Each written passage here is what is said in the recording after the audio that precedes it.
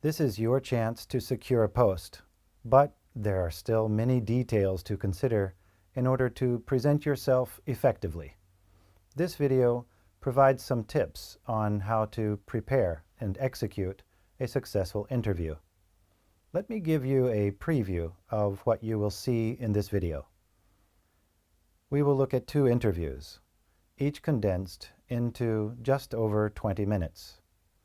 In the first interview, the candidate is interviewing for a P3 position as a logistics officer at the UN Secretariat. In the second interview, the candidate is interviewing again for a P3 position, but this time as a logistics officer at a UN field office. Both interviews illustrate how to prepare for a competency-based interview. In many UN interviews, professionalism is the first competency addressed by the interviewer. Under this category, hiring managers often add statements to the vacancy announcement on the particular skills and knowledge required in the position so that you might expect some job-specific questions when being asked about professionalism.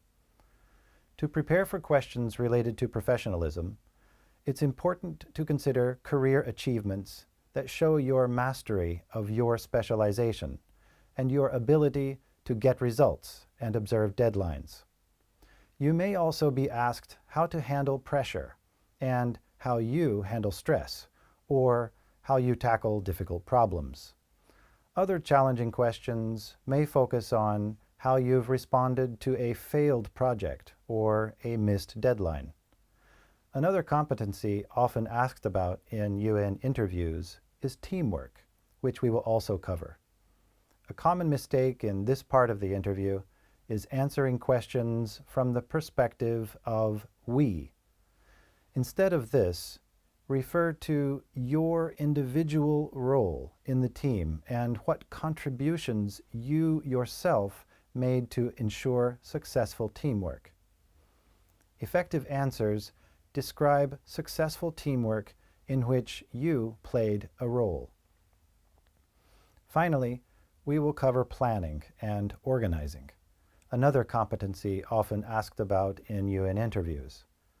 The purpose of this category is to assess your ability to set goals, to prioritize, and to manage risks and monitor progress.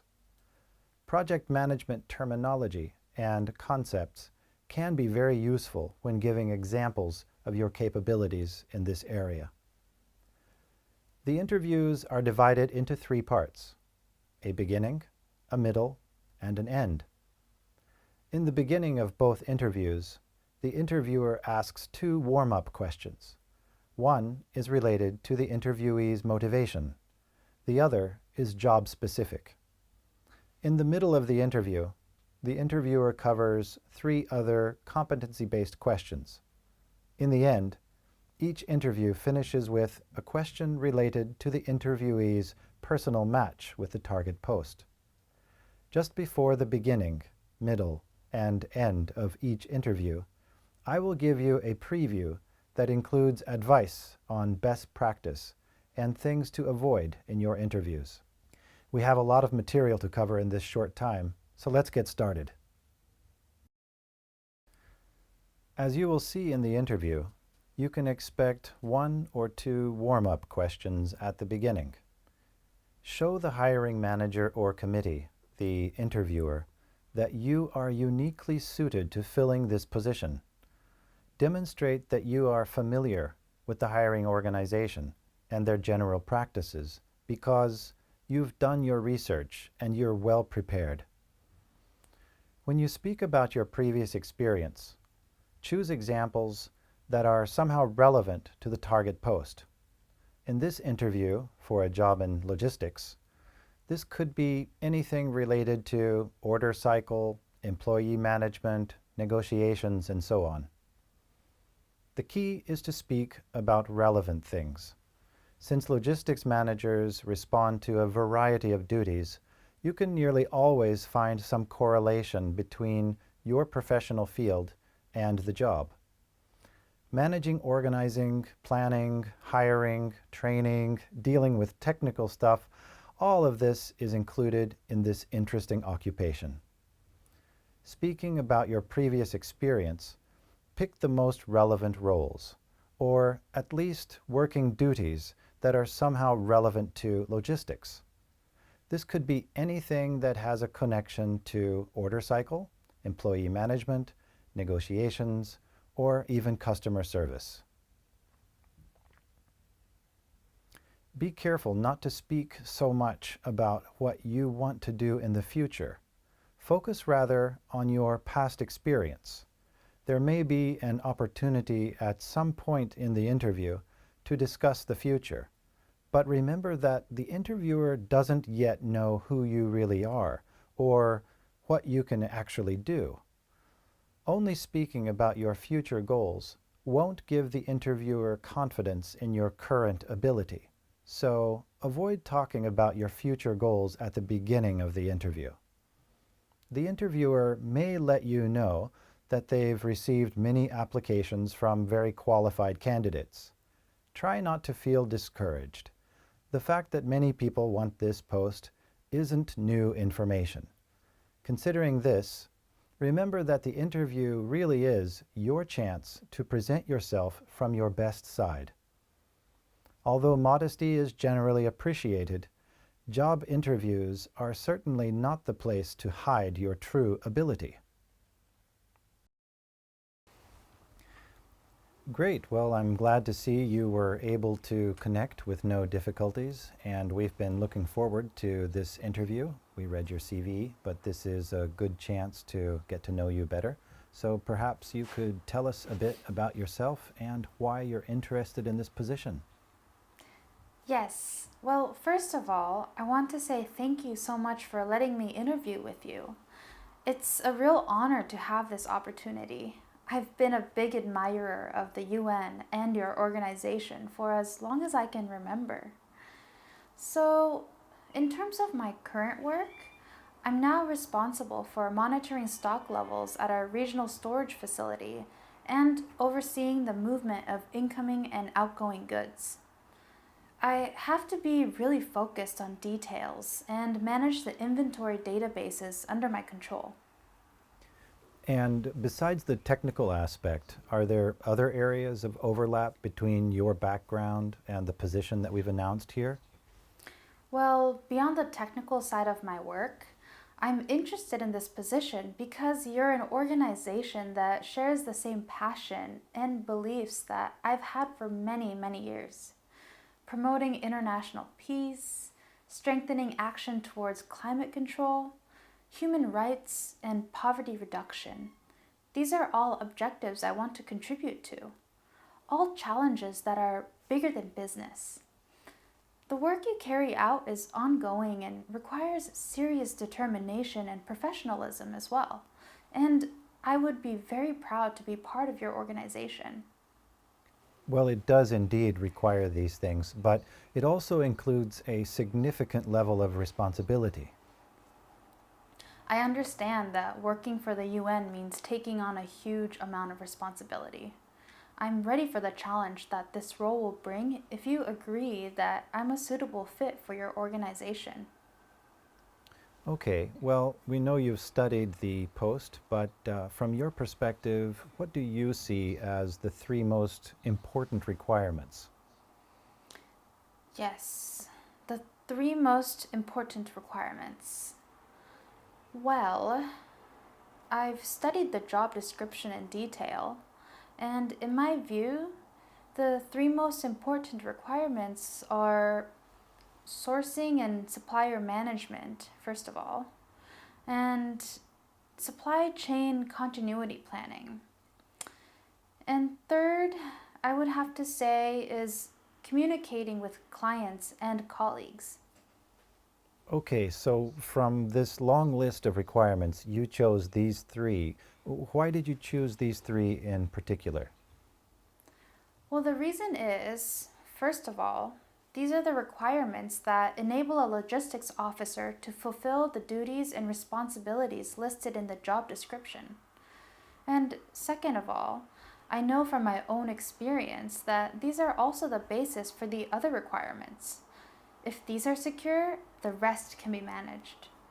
And no matter how pressed we are for time, I've learned the importance of first clarifying the problem and then getting as much information as I can by collaborating with important stakeholders before proposing possible solutions. I also try to think about what the best possible outcome might look like. So when you talk about good outcomes, could you give us an example? Of course. So for example, at my previous company, we looked for opportunities to automate various manual tasks in the warehouse.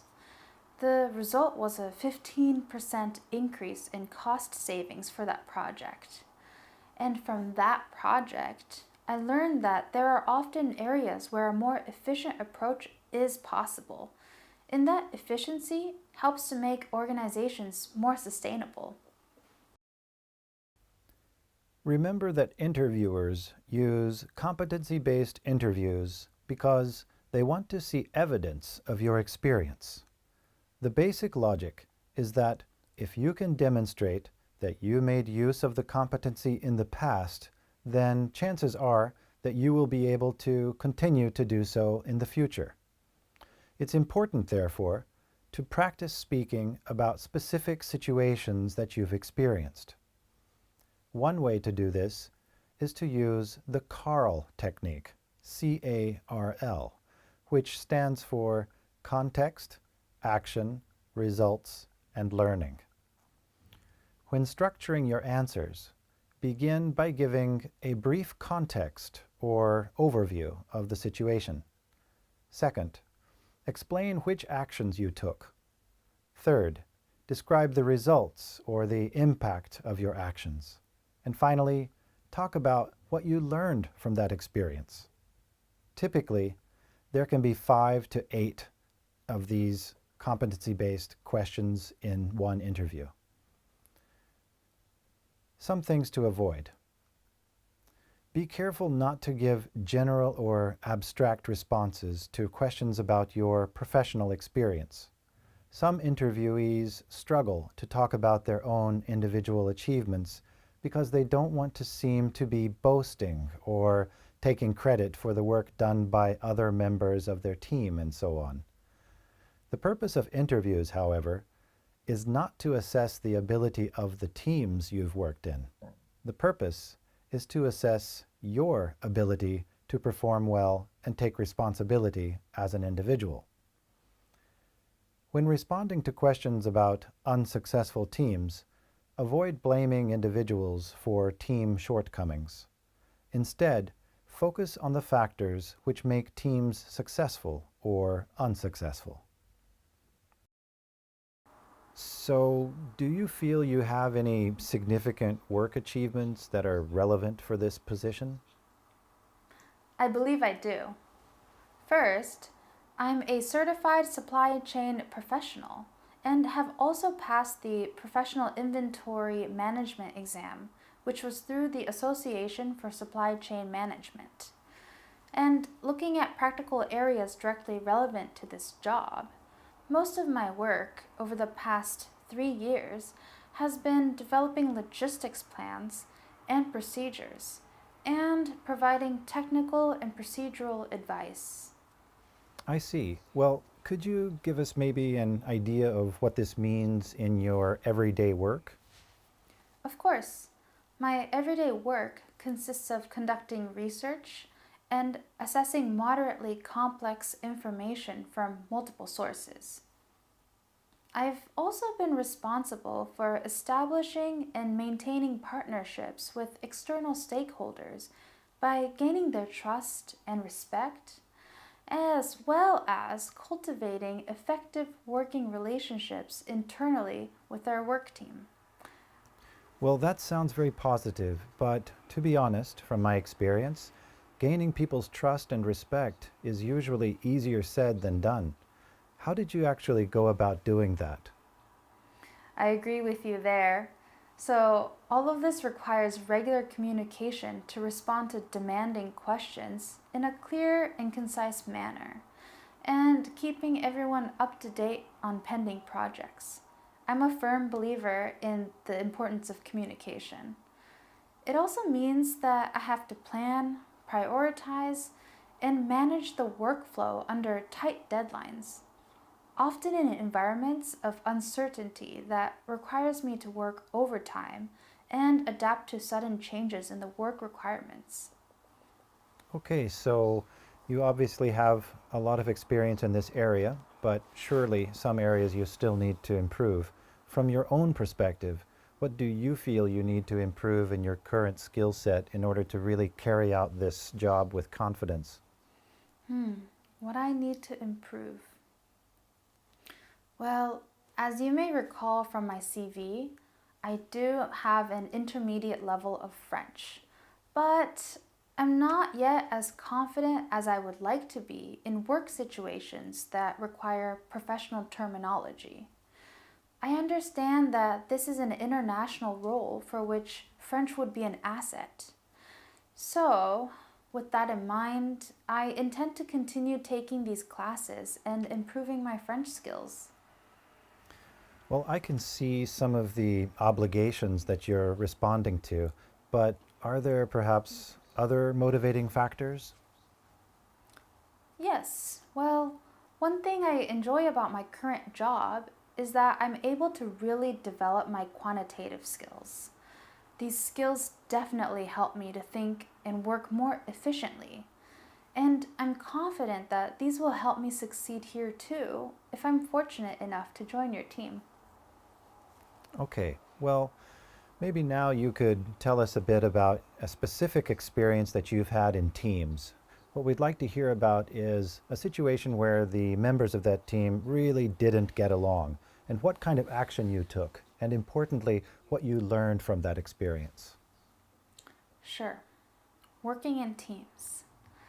I can think of a lot of examples, but there's one that comes to mind.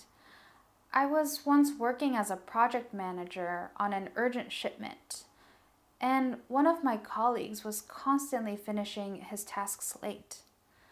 And when I approached him about it, he reacted defensively.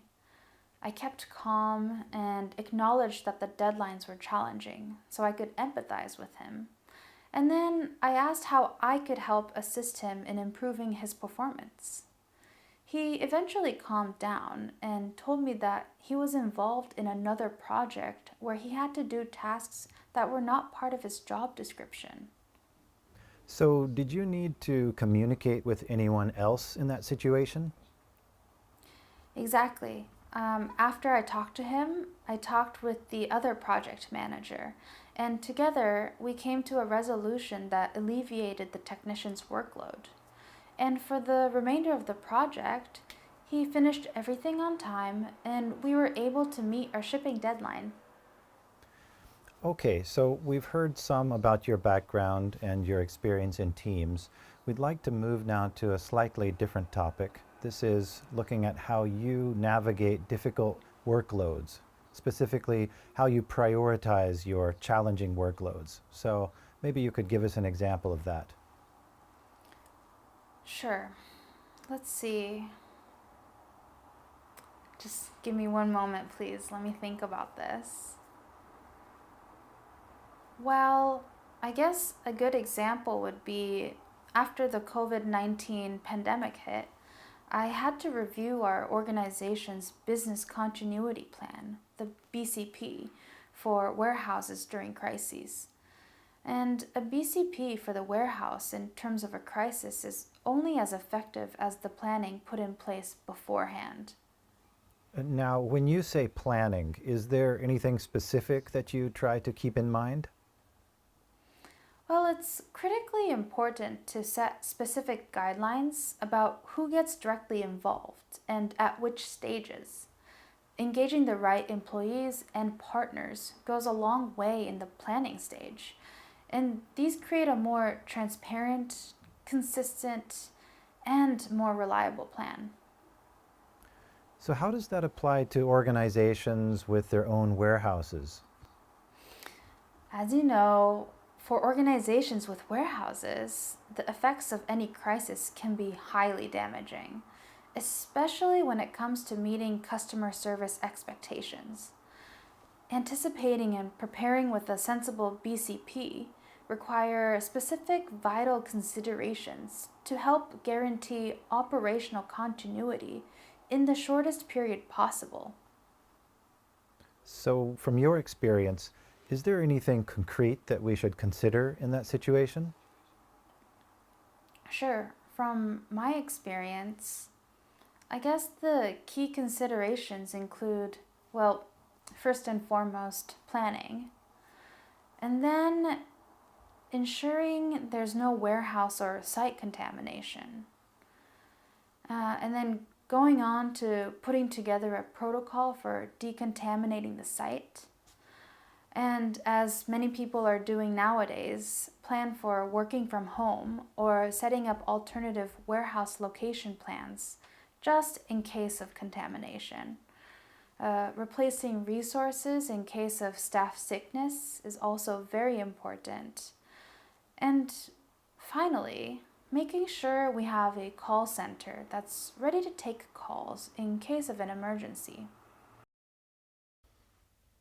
If you are asked at the end of the interview if you have anything to add or any questions, remember that you have 2 or 3 minutes to communicate or repeat the key points about why you are a good fit for this position and what your motivation for the position is.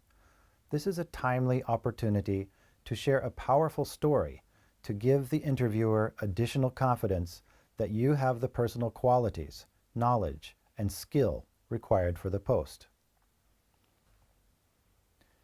Generally, the hiring organization is looking for the depth and the breadth of the examples that you give. If you feel that you were unable to provide such examples during the main part of the interview, don't miss the chance to introduce them before the interview is over. However, avoid just repeating your CV.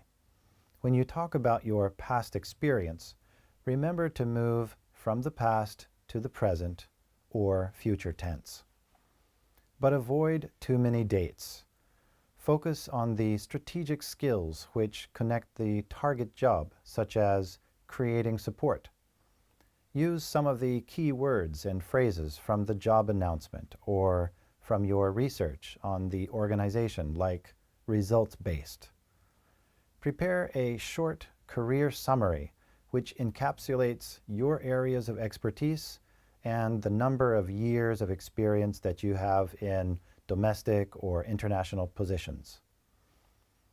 Avoid chronological descriptions of events.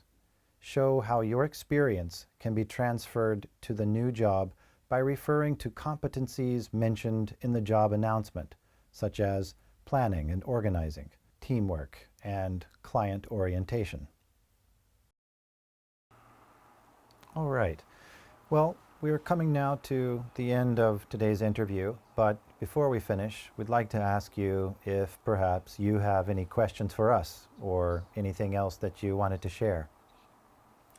As a matter of fact, I do have a question. I actually wanted to ask about what the work-life balance looks like at your organization. Well, yes, that's a good question.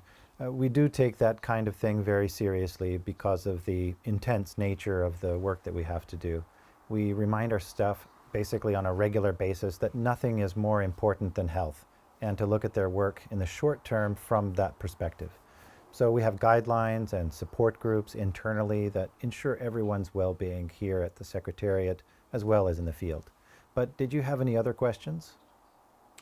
Thank you. I don't have any other questions, but I would like to provide some additional information if that's all right with you. Sure, please do. So one thing I really appreciate about my current job is that it gives me a chance to develop my project management skills. For example, I was put in charge of a project where I had to earn the buy-in of people from several different departments. And I was responsible for finishing the project, but didn't have any real authority over my teammates. What I learned from this experience was that I was successful because I involved the key stakeholders right from the beginning. And in the end, I made sure everyone was completing their work on time by setting up a progress tracking system. I'm confident that I can leverage these skills for this job and contribute to your organization. Sounds great. So thank you again for making time today. We'll be in touch as soon as we've shortlisted the candidates and hope to see you again soon. Thank you so much for your time today. I really appreciate it.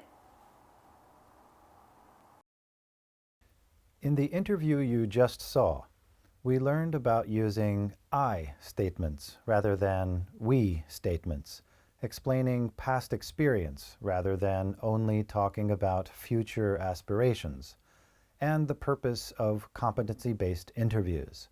We also learned about some things to avoid, such as giving general answers rather than specific ones, or talking about one's own needs rather than what one can contribute to the hiring organization. In the next interview, the candidate is applying for a P3 post, but this time as a logistics officer at a UN field office. Try to see if you are able to remember the lessons learned in the previous interview while watching this one. You might reassure the interviewer that you know that jobs in logistics aren't easy. You know that logistics officers often work overtime, and that you will need to respond to a range of urgent tasks, and that you are very aware that mistakes in logistics can even prove fatal in some cases. Try to speak mostly about the benefits the employer will gain while employing you rather than things that you want to gain from this job. Of course, you can also mention an interesting scope of duties and a vast learning opportunity, as well as the prestige that the position brings and an impact that you can have on their work. These things should come secondarily, however. You can say that you believe to have good skills for the job, such as coordinating and leadership skills. In this way, you can show your understanding for the work that they do, and remember that you should also consider the 3 values that are most important to you in your work, and to be able to explain how these values guide your decision-making. Be careful not to just repeat what's on your CV because the interviewer has read your CV. In case there are gaps in your experience, or your knowledge, or your skills, you can express your intention to fill these gaps and any concrete efforts that you are already making in this direction. All right, great. Looks like you were able to connect with no difficulties, and we've been looking forward to this interview. We've read your CV, of course, but this is an opportunity to get to know you. And maybe you could just tell us a bit about yourself and why you're interested in this position. Absolutely. Well, first, I want to start by saying thank you for inviting me to interview today. I've really been looking forward to this opportunity. So, a little bit about myself. I am a positive, driven, and professional woman. I work effectively both in teams as well as on my own. Over the years, I have gained plenty of transferable skills that will help me to reach a high level of competency within this logistics role quickly. For example, I can follow processes and systems accurately. I can see the bigger picture. I have excellent communication and problem-solving skills. And I can also adapt to difficult situations and solve problems whilst under pressure. Okay, but why do you want to continue in logistics? Well, I want to continue working in logistics because it enables me to have direct and visible impact on people's lives by working with an organization like yours. Something I've been hoping to be able to do for years. I get a lot of job satisfaction from working in logistics, And I fully understand how important it is to work quickly and accurately to ensure the organization can achieve its humanitarian objectives. I'm particularly capable of following systems and processes accurately. And I have to confess, I just love it. So, do you think you have the kind of experience actually needed for this job? Absolutely. My 5 years of experience in logistics have given me the first-hand exposure I need to perform this role effectively and as expected. Well, maybe you could tell us what you see as the 3 most important requirements in this post. Right. The 3 most important requirements. Well, let me think about this for a moment. Well, I believe that the 3 most important requirements are first, contract management, and secondly, transportation sourcing, and third would be global trade compliance. Well, from the many requirements in this job description, you've selected these 3. Why did you choose these 3? Well, in my experience, these 3 requirements are especially important for managing logistics because any coordination of shipments is only possible if we have contracts in place and reliable transportation partners. In my current role, I provide regular updates for our clients on recent issues in global trade compliance. I'm also responsible for comparing the service offers of our various transportation vendors and making recommendations for upcoming contract negotiations with them. And since I've been handling these tasks, we've seen a 12% reduction in global transportation costs. So, I'm confident that I can use such experience to contribute to efficient operations in this role as well. Conflicts belong to every workplace, and we cannot entirely avoid them. Interviewers try to understand your attitude to conflict if you always blame the other person, or if you are someone who can take responsibility and learn from mistakes. They also try to assess if you solve the conflicts constructively or destructively, cutting your connections with the conflict party, which would be a terrible approach in logistics, since we cannot afford losing a supplier just because of some personal struggles.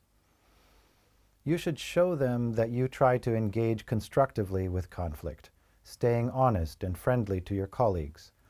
When it happens, however, and it has for sure happened in your life, as it happens in everyone's life, show them that you looked for a constructive solution and that you tried your best to ensure that the conflict would not affect your work or the work of your colleagues once the waters settle again.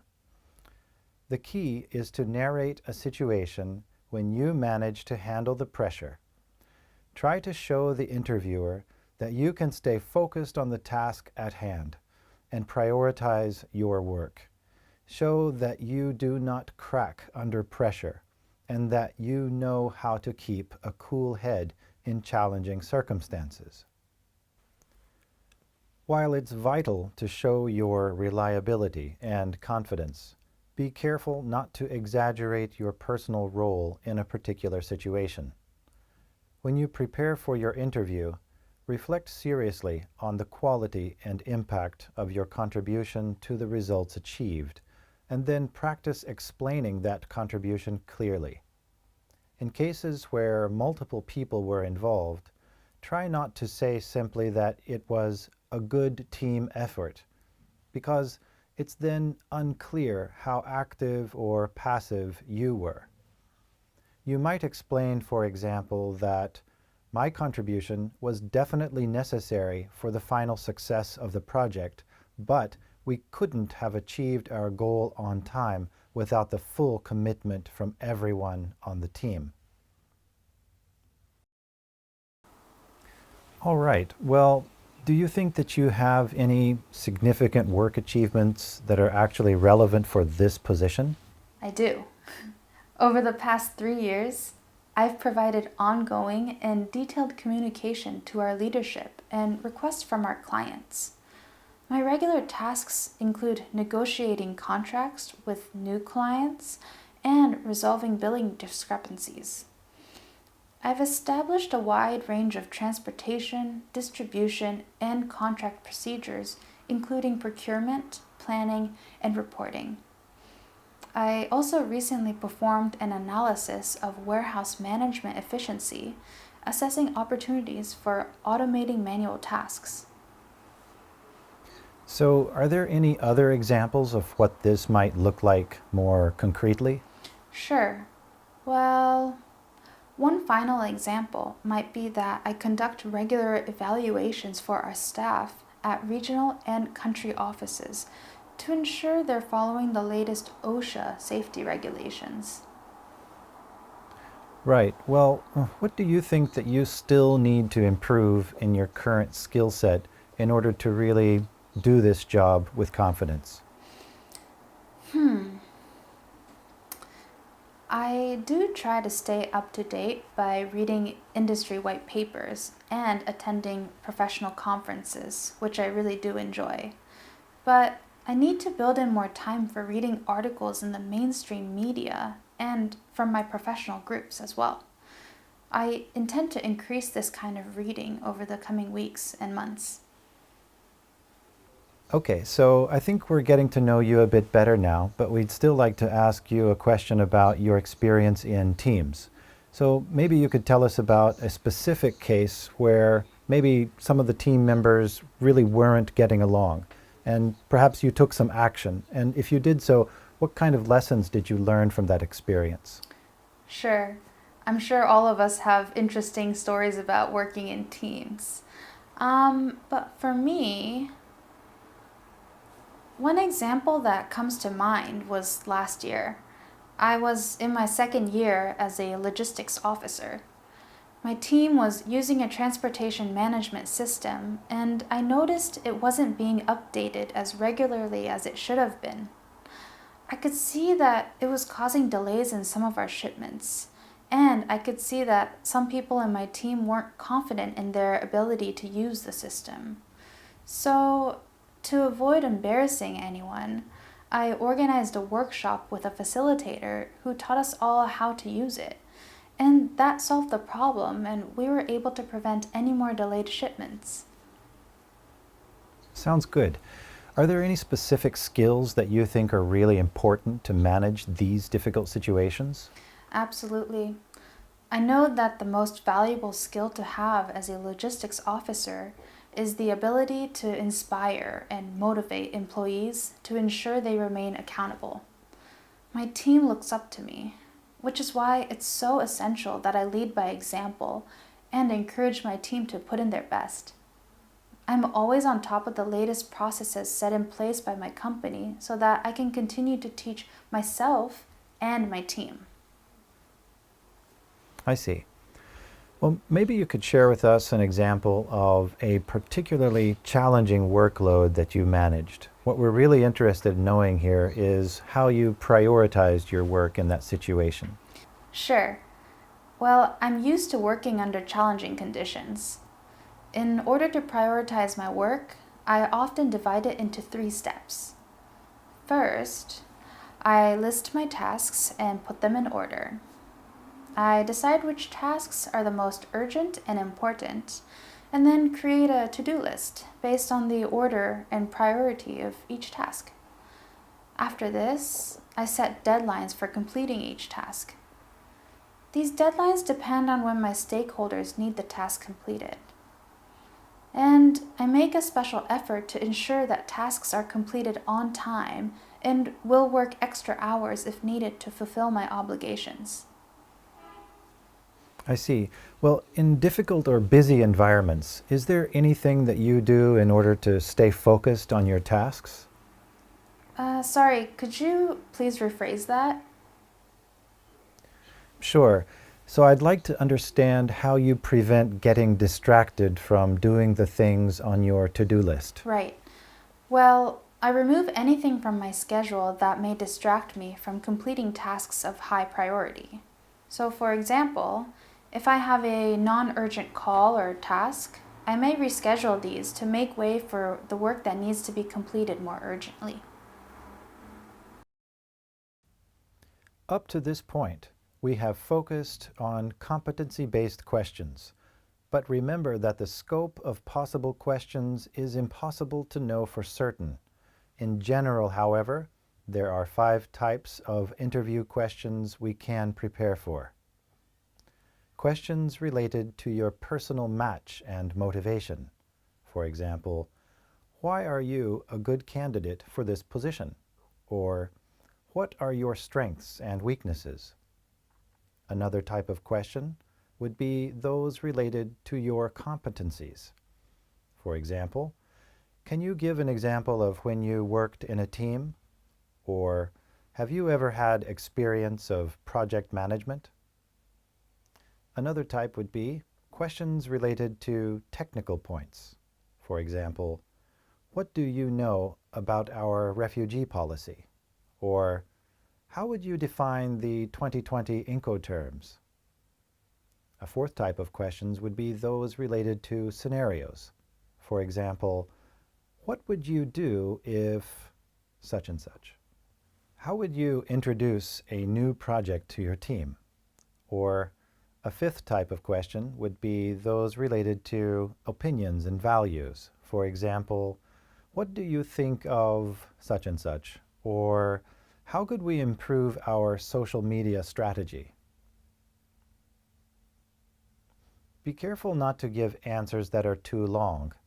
For competency-based interviews, prepare examples of 2 to 3 minutes.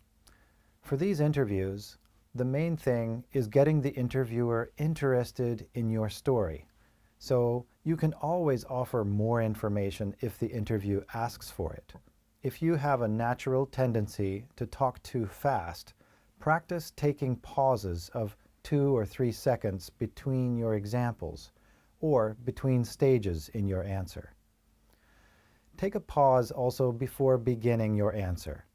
If you tend to talk too quickly and could possibly be in danger of interrupting, preface your answer with a short acknowledgement like, "Thank you," or "This is an important area."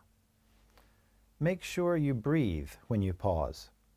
Regulated breathing can help you to slow down, especially if you're nervous. Take your time and focus on your answers. I see. So I think we've learned a lot more about you and your background, but as we come to the end of the interview, we'd like to ask if you have any questions for us or if there's anything else that you wanted to share. Well, I don't have any questions per se, but there are in fact a couple of points I haven't yet been able to share with you that I feel are worth mentioning. Is that all right with you? Sure, please, go ahead.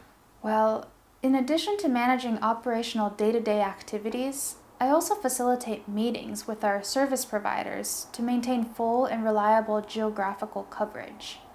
Preparation for these meetings include monitoring how our service providers are performing and following up with them on corrective actions. To coordinate these meetings, I conduct comprehensive market assessments and report these to other logistics officers in the company. I see. So do you feel there are any other relevant skills that you have that we may not have heard about yet? Well, especially over the past 3 years, I've developed the skills needed for advising our executive team. I advise them on contract conditions related to risk and liability vis-a-vis staff at all levels, especially in regions affected by crisis. I'm confident that these would help me to fulfill the requirements of this post and make a lasting contribution to your organization's objectives. Well, I certainly hope so, and thank you for making time today. We will be back in touch if you are under the candidates, and we look forward to hopefully seeing you again in the near future. Great. I sure hope so, and thank you so much for today's interview. Thank you.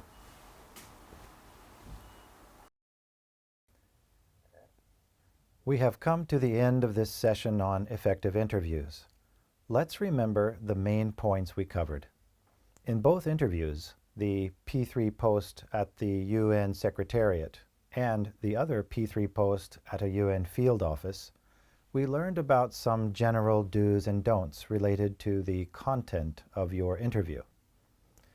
In this short video, we looked at the CARL technique, C-A-R-L, the technique of structuring your answers.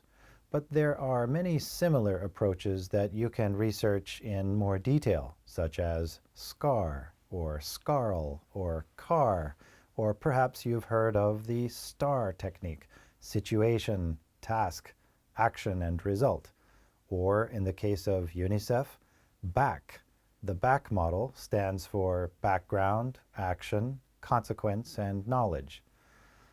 In essence, all these models aim to identify the outcomes that your actions had in response to challenges that you've experienced. The basic point to remember is, when planning your examples, talk about the challenge you faced, the action you took, and the results you achieved. Explaining your experience in this structured way shows that you've reflected and learned lessons that you can apply to similar situations you might face in the future. A few additional details related to the physical environment for online interviews that you can keep in mind would be the following. First, make sure that your camera is at eye level and that the lighting is sufficient. Give as much eye contact with the camera as possible. Try not to gesture with your hands too much. Just sit still and listen or speak, smiling or gesturing where appropriate. Be ready to share your screen. Finally, remember to select an appropriate background behind you that doesn't distract the interviewer.